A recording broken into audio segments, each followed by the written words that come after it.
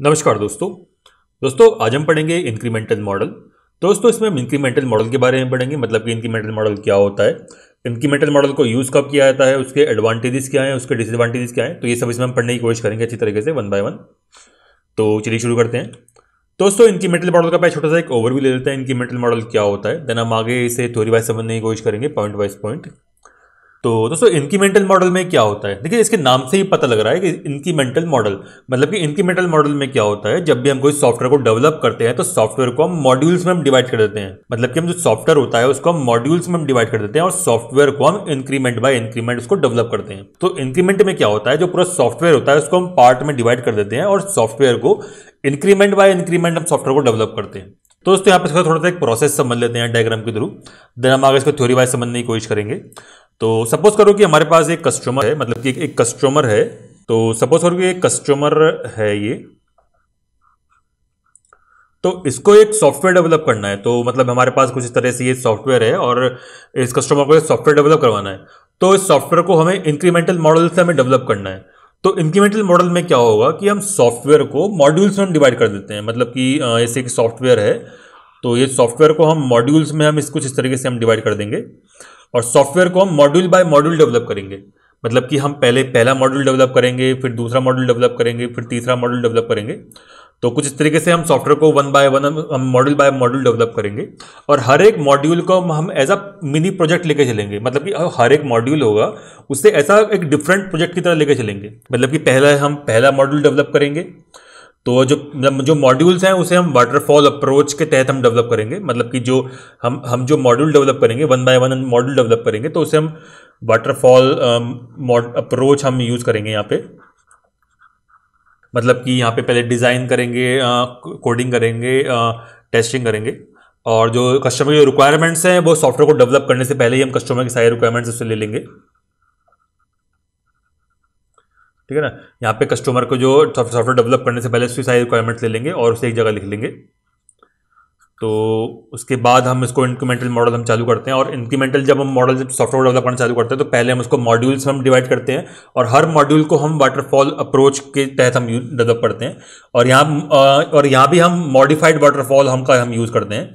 मतलब कि जो सारी जो फेजेज होती है उनके बीच में आपस में एक तरह का तालमेल रहता है, उनके बीच में आपस में कम्युनिकेशन रहता है। तो यहाँ पे जो मॉड्यूल्स है उसे हम वाटरफॉल मॉडल के तहत हम डेवलप करते हैं और जैसे ही मॉड्यूल मतलब जैसे सपोज करें कि यहाँ पे हमने एक मॉड्यूल डेवलप करा, तो यहाँ पे ये सॉफ्टवेयर बनके हमारा तैयार हो गया। ठीक है, यानी कि जो एक मॉड्यूल बना एक सॉफ्टवेयर बनके तैयार हो गया, तो एक वैसे ही मॉड्यूल बनता है उसे हम कस्टमर को दे देते हैं, मतलब सॉफ्टवेयर को। एंड सॉफ्टवेयर क्या करता है, बदले में हमें इसका यूज़ करता है, वो हमें इसके बदले में फीडबैक देता है। देन हम सेकंड उसके फीडबैक के आधार पर हम सेकंड मॉड्यूल को हम डेवलप करते हैं। मतलब कि अगर कस्टमर हमें फीडबैक देगा तो उसके आधार पर हम नेक्स्ट टाइम जब मॉड्यूल डेवलप करेंगे तो उसके फीडबैक को ध्यान में रख के मॉड्यूल को डेवलप करेंगे। और यहाँ भी हम वाटरफॉल मॉडल का अप्रोच हम यूज़ करते हैं। देन जैसे ही मॉड्यूल 2 डेवलप हो जाएगा तो उसको हम सॉफ्टवेयर के अंदर इंक्रीमेंट कर देंगे। ठीक है ना, तो यहाँ पे आप क्या कर रहे हैं, एक मॉड्यूल डेवलप करा तो यहाँ पे हम सॉफ्टवेयर के अंदर इंक्रीमेंट कर रहे हैं। देन उसे हम दोबारा से कस्टमर को देंगे, कस्टमर उसको यूज़ करेगा, देन अगेन वो हमें सॉफ्ट फीडबैक देगा। देन ऐसे ही इस फीडबैक के आधार पर हम मॉड्यूल 3 को डेवलप करेंगे वाटरफॉल के तहत मतलब। देन हम दोबारा से इसको सॉफ्टवेयर के अंदर इंक्रीमेंट कर देंगे और देन दोबारा कस्टमर को देंगे, दोबारा कस्टमर फीडबैक देगा। तो ऐसे करते करते हमारा जो सॉफ्टवेयर तैयार होगा। तो इसलिए इसका नाम जो है इंक्रीमेंटल मॉडल है, क्योंकि इसमें क्या होता है, हम सॉफ्टवेयर को पूरा डेवलप नहीं करते हैं, सॉफ्टवेयर को हम मॉड्यूल्स में हम डेवलप करते हैं। जो पूरा सॉफ्टवेयर होता है उसको हम मॉड्यूल्स में हम डिवाइड कर देते हैं। मतलब कि सॉफ्टवेयर के जो फीचर्स होते हैं उसको हम मॉड्यूल्स में हम बांट देते हैं और मॉड्यूल बाय मॉड्यूल जो है सॉफ्टवेयर को डेवलप करते हैं और मॉड्यूल बाय मॉड्यूल जो है सॉफ्टवेयर के अंदर हम इंक्रीमेंट करते जाते हैं। तो ये होता है हमारा इंक्रीमेंटल मॉडल। दोस्तों इंक्रीमेंटल मॉडल को हम यूज़ कब करते हैं, मतलब कि इंक्रीमेंटल मॉडल जो होता है इसको यूज़ कब करना चाहिए। सबसे जो इंपॉर्टेंट जो इंक्रीमेंटल मॉडल का जो पहला जो सबसे इंपॉर्टेंट होता है वो होता है इंक्रीमेंटल मॉडल तभी यूज़ कर सकते हैं जब कस्टमर को अपनी रिक्वायरमेंट्स के बारे में पता हो। यानी कि जो कस्टमर की रिक्वायरमेंट्स हैं वो क्लियरली डिफाइंड हो, या फिर जो डेवलपर्स जो होते हैं या जो सॉफ्टवेयर डेवलपमेंट टीम होती है सॉफ्टवेयर को डेवलप कर रही होती है उसे उन्हें पता होना चाहिए कि उनकी रिक्वायरमेंट्स क्या है, मतलब एग्जैक्ट रिक्वायरमेंट्स पता होनी चाहिए, तभी हम इंक्रीमेंटल मॉडल को हम यूज़ कर सकते हैं। तो पहला यहाँ पे क्या है कि यहाँ पे जो कस्टमर को अपनी रिक्वायरमेंट्स के बारे में वो वेल अंडरस्टूड हो। सेकंड जो इंक्रीमेंटल मॉडल होता है ज़्यादातर जो है लार्ज प्रोजेक्ट्स के ऊपर जो है इंक्रीमेंटल मॉडल को यूज़ किया जाता है। ठीक है दोस्तों इसके हमारे फायदे क्या होते हैं। देखिए सबसे पहला फायदा क्या होता है, जो कस्टमर होता है उसका जो इंटरेक्शन होता है, मतलब कस्टमर और डेवलपर्स के बीच में, टीम के बीच में जो इंटरेक्शन होता है वो मैक्सिमम होता है, क्योंकि यहाँ पे बार बार कस्टमर को सॉफ्टवेयर मिल रहा है, बार बार वो हमें फीडबैक दे रहा है। तो सबसे पहला जो हमें फायदा होता है यहाँ पे, तो सबसे पहला जो फायदा होता है वो होता है कस्टमर की जो इंटरेक्शन होती है वो मैक्सिमम होती है। सेकंड सबसे बड़ा फायदा यहाँ पे होता है कस्टमर से जो डेवलपर्स होते हैं, जो डेवलपमेंट टीम होती है, उन्हें कस्टमर से बार बार फीडबैक मिल रहा है। तो इससे फायदा क्या होता है, कस्टमर से बार बार फीडबैक मिल रहा है तो उन्हें पता है कि कस्टमर एक्चुअली में चाह क्या रहा है। तो जो इसमें क्या होता है, फीडबैक जो है जल्दी मिल जाता है, मतलब हर मॉड्यूल को मतलब कस्टमर यूज करता है तो फीडबैक जो है हर बार उन्हें जो डेवलपर, जो सॉफ्टवेयर डेवलपमेंट टीम होती है, उन्हें हर बार जो है कस्टमर से फीडबैक मिलता है। तो ये भी एक बहुत बड़ा इसका मतलब फायदा होता है इंक्रीमेंटल मॉडल का। और नेक्स्ट जो इसका एक एडवांटेज होता है कि जो प्रोडक्ट होता है कस्टमर को जल्दी मिल जाता है, मतलब कि जो इनिशियल प्रोडक्ट डिलीवरी है, जो प्रोडक्ट की जो डिलीवरी है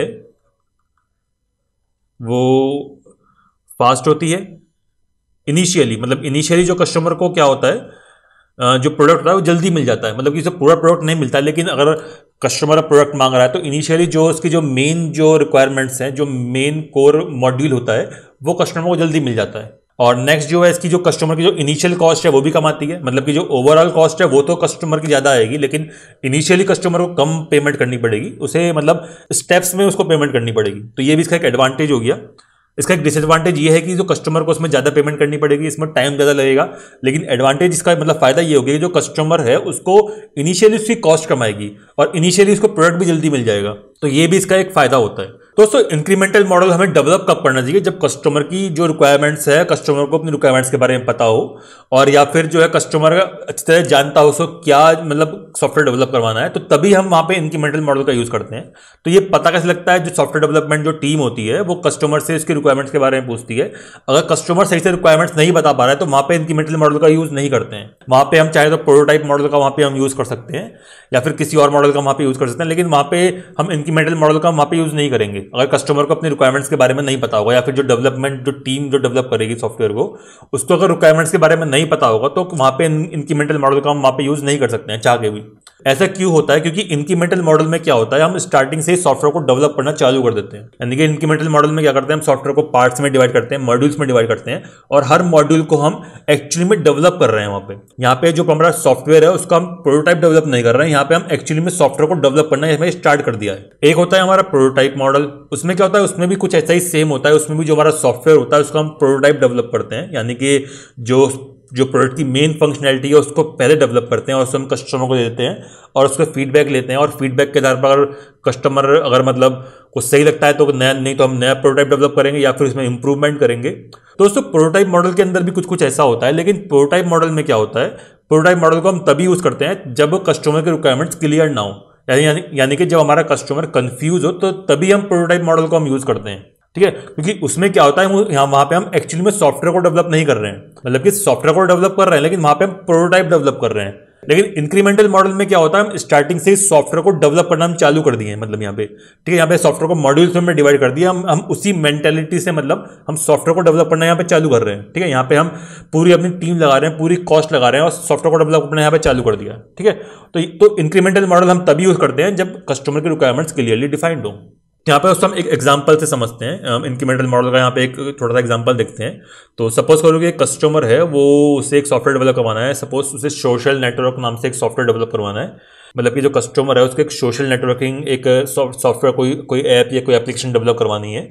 तो कस्टमर अपनी रिक्वायरमेंट बताएगा कि सर हमें जो एप्लीकेशन डेवलप करवानी है उससे मुझे साइन अप का चाहिए, लॉगिन चाहिए, और हम अपनी फ्रेंड रिक्वेस्ट भेज सके, अपना जो फ्रेंड एक्सेप्ट कर सके, देन वापस में कम्युनिकेट कर सके। तो कस्टमर को क्या है, कस्टमर को अपनी रिक्वायरमेंट्स के बारे में पता है, वो रिक्वायरमेंट्स अपनी बता रहा है, वो कंफ्यूज नहीं है। तो उसके आधार पे जो डेवलपमेंट टीम होगी वो मॉड्यूल्स बनाएगी। मॉड्यूल्स मतलब जो कस्टमर ने जो रिक्वायरमेंट्स बताई है वो उनको फीचर्स में डिफाइन करके उसमें मॉड्यूल्स बनाएगी। सपोज जो कस्टमर ने उसने बताया कि पहले साइन अप करना है, लॉगिन करना है, तो साइन अप और लॉगिन नाम से वो एक अलग मॉड्यूल बना देगी। जो कस्टमर को फ्रेंड रिक्वेस्ट भेजनी है उसका एक अलग मॉड्यूल बना देगी। कस्टमर से जो रिक्वेस्ट है वो एक्सेप्ट करनी है उसका एक अलग मॉड्यूल बना देगी। कस्टमर जब कम्युनिकेट करेंगे आपस में तो उसका एक अलग मॉड्यूल बना देगी। तो डेवलपमेंट टीम में करेगी, पहला मॉड्यूल मतलब डिजाइन करेगी साइन अप एंड लॉगिन, वो कस्टमर को वो जो प्रोडक्ट दे देगी, कस्टमर उसको यूज करेगा, कस्टमर बदले में उसे अपना फीडबैक देगा। तो यहाँ पे क्या हो रहा है, कस्टमर को अपनी रिक्वायरमेंट्स के बारे में पता है और कस्टमर चाहे तो उसमें थोड़ा बहुत उसमें इंप्रूवमेंट चाहे तो करवा सकता है, लेकिन वो अपनी पूरी रिक्वायरमेंट्स यहाँ पे चेंज नहीं कर रहा है। मतलब ये कस्टमर कह सकता है कि जो सर साइन अप जो बना के दिया है उसमें मुझे जो हमारे यूजर्स होते हैं उनके फोन नंबर भी मुझे चाहिए, तो वहां पे तो हम इसका मतलब वहां पे तो जब हम सॉफ्टवेयर डेवलप करेंगे नेक्स्ट टाइम जो हम मॉडल डेवलप करेंगे तो वो तो हम उसमें मतलब वो फीचर तो हम इसमें ऐड कर सकते हैं, लेकिन कस्टमर की अगर पूरी रिक्वायरमेंट्स अगर चेंज हो जाएगी तो वहां पे हम इंक्रीमेंटल मॉडल जो वहां पे फेल हो जाएगा, क्योंकि यहाँ पे हम सॉफ्टवेयर एक्चुअली हमने वहां डेवलप करना चालू कर दिया है। तो दोस्तों आई होप आपको इंक्रीमेंटल मॉडल के बारे में थोड़ा बहुत समझ में आ गया होगा, इसका प्रोसेस आपको समझ में आ गया होगा, इसे कब यूज़ करते हैं, इससे थोड़े फायदे क्या हैं, तो आपको थोड़ा बहुत यहाँ पे समझ में आ गया होगा। तो चलिए दोस्तों इसको अब थोड़ा सा हम थ्योरी वाइज समझने की कोशिश करते हैं आगे जाके। तो इसे पॉइंट वाइज पॉइंट हम जल्दी जल्दी समझने की कोशिश करेंगे। जो सारी थ्योरी है वो आपको मेरी वेबसाइट पर आगे जाके मिल जाएगी, आप जाके चेक कर सकते हैं। तो दोस्तों थोड़ा सा इसको थ्योरी वाइज समझ लेते हैं जल्दी जल्दी। तो जैसे कि यहाँ पे कह रहा है कि इंक्रीमेंटल मॉडल में क्या होता है, हम सॉफ्टवेयर को पूरा डेवलप नहीं करते हैं स्टार्टिंग में, इसकी जगह हम क्या करते हैं, हम ब्रेक डाउन करते हैं कस्टमर की रिक्वायरमेंट्स को in the multiple stand alone modules में। मतलब मॉड्यूल्स के अंदर मल्टीपल मॉड्यूल्स से हम सॉफ्टवेयर को मतलब हम ब्रेक डाउन कर देते हैं एंड देन डेवलप करते हैं हर एक मॉड्यूल को one by one like a mini project. मतलब कि जो हर एक मॉड्यूल होता है उसको हम एक अलग तरीके से उसको हम लेके चलते हैं, एज अ प्रोजेक्ट लेके चलते हैं और उसमें हम अपने रिसोर्सेज लगाते हैं, वहाँ पे अपने मैन पावर लगाते हैं, उस मॉड्यूल पे हम काम करते हैं एज अ वाटरफॉल मॉडल। मतलब वाटरफॉल मॉडल का हम यूज़ करते हैं वहाँ पे, वो भी वहाँ पे मॉडिफाइड वाटरफॉल मॉडल का यूज़ करते हैं। मतलब कि जो टीम होती है उनके बीच में एक तरह का तालमेल रहता है, उनको आपस में फीडबैक मिलता रहता है एक दूसरे के बारे में। ठीक है दोस्तों, अगर आपको वाटरफॉल मॉडल के बारे में पढ़ना है, उसको मॉडिफाइड वाटरफॉल मॉडल के बारे में थोड़ा समझना है तो उसका वीडियो है, आप जाके आप देख सकते हैं, लिंक आपको नीचे मिल जाएगा।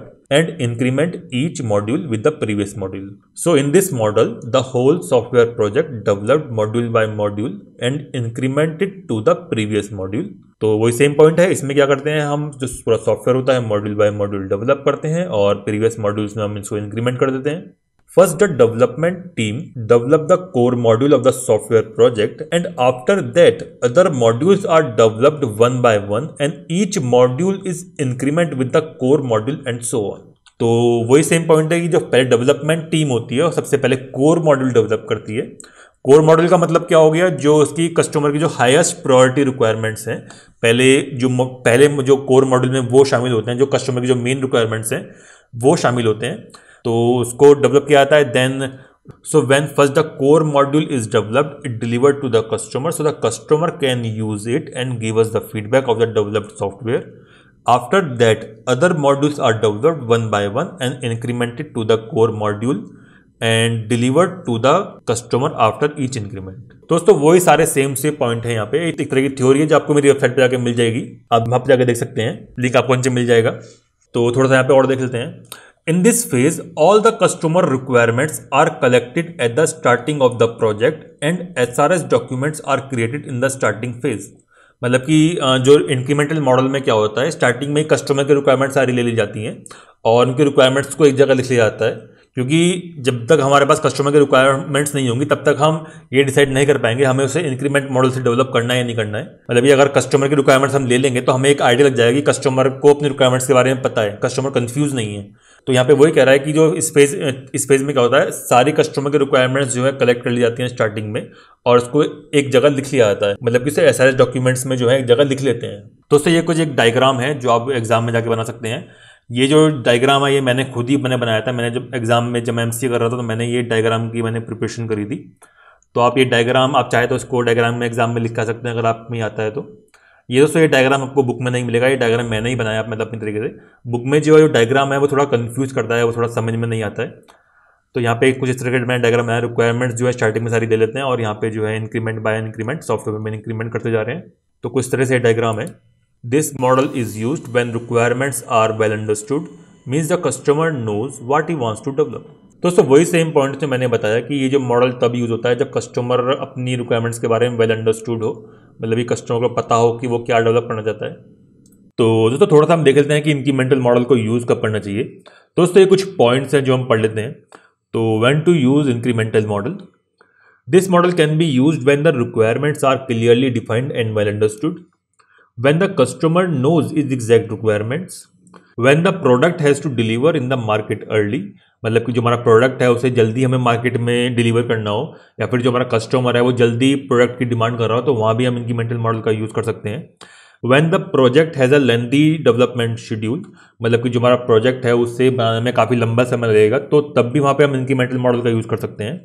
क्योंकि अगर प्रोजेक्ट बनाने में काफ़ी लंबा समय लगेगा तो कस्टमर को उतना ही काफ़ी लेट वो प्रोजेक्ट मिलेगा, क्योंकि प्रोजेक्ट जो डेवलप होने के बाद मिलेगा।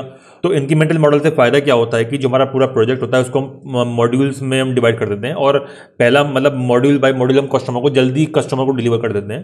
तो इसलिए कह रहा है कि when the project has a lengthy development schedule, तो वहाँ भी हम इंक्रीमेंटल मॉडल का हम यूज़ कर सकते हैं।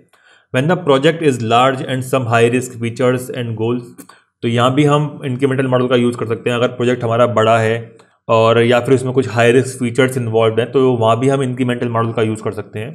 क्योंकि वहाँ पे जैसे मैंने आपको बताया कि जो हमारा पूरा प्रोजेक्ट होता है वो मॉड्यूल्स में डिवाइड हो जाता है। तो अगर लार्ज प्रोजेक्ट है तो उसे मॉड्यूल्स में डिवाइड कर देंगे, और हाई रिस्क फीचर्स भी अगर इनमें इन्वॉल्व है तो उसमें क्या वो कस्टमर से मैं कंटिन्यूसली फीडबैक मिल रहा है कस्टमर से, और हमारा जो डेवलपमेंट टीम होती है उससे दोनों कस्टमर का इंटरेक्शन हो रहा है कंटिन्यूसली। तो इससे जो इंक्रीमेंटल मॉडल से काफ़ी मतलब फ़ायदा होता है। When a new technology is used and also the development team is new to this new technology, तो तब भी हम इंक्रीमेंटल मॉडल का यूज़ कर सकते हैं। अगर कोई नई टेक्नोलॉजी पे काम कर रही है, जो हमारी टीम है, सॉफ्टवेयर टीम है, वो अगर किसी नई टेक्नोलॉजी के ऊपर काम कर रही है, तो वहाँ भी हम इंक्रीमेंटल मॉडल का यूज़ कर सकते हैं। क्योंकि इससे फ़ायदा क्या होगा, अगर कोई नई टेक्नोलॉजी के ऊपर काम कर रही है और रिक्वायरमेंट्स उन्हें पता है, लेकिन जो टेक्नोलॉजी पे काम कर रहे हैं वो नई है, तो इससे क्या है, कस्टमर को बार बार वो प्रोडक्ट देंगे और उससे फीडबैक के आधार पर उन्हें पता लग जाएगा कि वो मतलब वो काम जो सही कर पा रहे हैं। ठीक है ना। तो कुछ कुछ यही मीनिंग है इस पॉइंट का। तो उसके थोड़े से एडवांटेजेस और डिसएडवांटेज भी पढ़ लेते हैं थोड़े से। पहले पढ़ लेते हैं एडवांटेजेस ऑफ इंक्रीमेंटल मॉडल। पहला पॉइंट आता है कि कस्टमर इंटरेक्शन मैक्सिमम, जो हम पीछे पढ़ चुके हैं। मतलब कि हमारा इसमें मेन फायदा क्या होता है, जो कस्टमर का और डेवलपमेंट टीम में जो है इंटरेक्शन जो है काफ़ी मतलब ज़्यादा होता है, क्योंकि बार बार उसको मॉड्यूल मिल रहा है, बार बार वो फीडबैक दे रहा है। तो नेक्स्ट पॉइंट भी यही है कि अर्ली कस्टमर फीडबैक, मतलब कि कस्टमर से जो है बार बार फीडबैक मिलता रहता है। With every release of the product the customer can give us feedback which help the developers to next module. Next point कह रहा है initially product delivery is faster, मतलब कि जो जो हमारा कस्टमर होता है उसको इनिशियली जो है जल्दी प्रोडक्ट मिल जाता है। तो ये भी इसका एक एडवांटेज हो गया, क्योंकि हमें जो कस्टमर है उसे हमें पूरा सॉफ्टवेयर नहीं एक बार में देना है, उसे हमें मॉड्यूल्स में हम दे रहे हैं। तो मॉड्यूल्स में मतलब उसे एक तरह से सॉफ्टवेयर जल्दी मिल जाता है। तो यहाँ पे वही पॉइंट कह रहा है इस मतलब। नेक्स्ट पॉइंट है लोअर इनिशियल डिलीवरी कॉस्ट, मतलब कि जो कस्टमर की जो इनिशियल जो कॉस्ट आती है वो कम आती है, क्योंकि जो हमारा कस्टमर है उसे मॉड्यूल्स में जो वो सॉफ्टवेयर डिलीवर हो रहा है, तो वो जो पेमेंट है या जो कॉस्ट है वो भी वो स्टेप्स में ही करता है, मतलब कि स्टार्टिंग में वो सारी पेमेंट नहीं करता है। नेक्स्ट है मोर फ्लेक्सिबल है, मतलब कि थोड़ा सा पढ़ लेते हैं यहाँ पे। This module is more flexible because the product developed in stages, so the company does not have to use all of its cost and manpower, and also because of customers feedback the company knows what the actual customer expectation from the product, so they can fulfill the customer requirements in the next product release। तो जो incremental model है वो more flexible होता है, क्योंकि इसमें क्या होता है, पहला फायदा इसमें यह है कि कस्टमर से इंटरेक्शन हो रहा है, कस्टमर से फीडबैक मिल रहा है, कस्टमर को हमारे प्रोडक्ट भी जल्दी उसको मिल रहा है, और इसको स्टार्टिंग में कॉस्ट भी कम आ रही है, तो उसकी फ्लेक्सिबिलिटी इसमें थोड़ी ज़्यादा है। और कंपनी के पॉइंट ऑफ व्यू से भी काफ़ी फायदेमंद होता है, क्योंकि इसे फीडबैक जल्दी मिल रहा है, कंपनी को अपनी सारी कॉस्ट एक बार में नहीं लगानी पड़ती है, उसको अपनी सारी मैन पावर नहीं लगानी पड़ती है। क्योंकि क्या होता है कि जो जो सॉफ्टवेयर होता है वो मॉड्यूल्स में डिवाइड हो रहा है, तो उसे सारी अपनी मैन पावर नहीं लगानी पड़ती है। और मेन फायदा ये होता है उसे कस्टमर से बार फीडबैक मिल रहा है, तो इससे क्या होता है, डेवलपमेंट टीम को पता होता है कि जो हमारा कस्टमर है एक्चुअली में चाह क्या रहा है। तो ये भी इसके एडवांटेजेस हो गए। तो थोड़ा सा इसके डिसएडवांटेजेस भी देख लेते हैं। This model is used when the requirements are well understood, so it needs good and effective planning। तो ये इसका एक तरह का डिसएडवांटेज हो गया, क्योंकि इसमें क्या होता है, इसमें हमें एक इफेक्टिव प्लानिंग की हमें जरूरत पड़ती है, गुड और इफेक्टिव प्लानिंग की हमें जरूरत पड़ती है। क्योंकि इसमें एक तो हमें सारी रिक्वायरमेंट्स हमें स्टार्टिंग में लेनी पड़ेंगी, उसके आधार पर हम तय करेंगे कि हमें इंक्रीमेंटल मॉडल से हमें डेवलप करना है या नहीं करना है। It need more cost and also need more time. तो ये भी इसका एक डिसएडवांटेज हो गया, क्योंकि जो प्रोडक्ट है वो कस्टमर को इनिशियली तो उसे पेमेंट कम करनी पड़ रही है, लेकिन इसकी जो ओवरऑल कॉस्ट है वो बढ़ जाती है। And also need more time, मतलब कि कस्टमर जो होता है उसे इनिशियली जो प्रोडक्ट जल्दी मिल जाता है, लेकिन जो ओवरऑल टाइम होता है सॉफ्टवेयर डेवलप करने का वो उसमें ज़्यादा लगता है, क्योंकि बार बार कस्टमर तक जाएगा, कस्टमर फीडबैक देगा, देन हम डेवलप करेंगे। तो इसलिए यहाँ पे ये पॉइंट कर रहा है कि जो कस्टमर है उसे बनाने में जो है ज़्यादा समय लगता है। तो दोस्तों यही था हमारा इंक्रीमेंटल मॉडल, और आई होप आपको इंक्रीमेंटल मॉडल के बारे में थोड़ा बहुत समझ में आ गया होगा। तो दोस्तों ये जो सारी थ्योरी है जो हमने पढ़ी है यहाँ पे, वो आपको सारी मेरी वेबसाइट पर जाकर मिल जाएगी, आप वहाँ पे जाकर चेक कर सकते हैं। लिंक आपको नीचे मिल जाएगा डिस्क्रिप्शन में, आप जाके चेक कर सकते हैं। तो थैंक यू दोस्तों, अगर आपको थोड़ा सा भी इसमें समझ में आया तो आप मेरे इस वीडियो को लाइक कर सकते हैं। आप चाहे तो मेरे इस चैनल को भी सब्सक्राइब कर सकते हैं ताकि मैं आपके लिए ऐसी वीडियो लाता रहूँ। थैंक यू दोस्तों।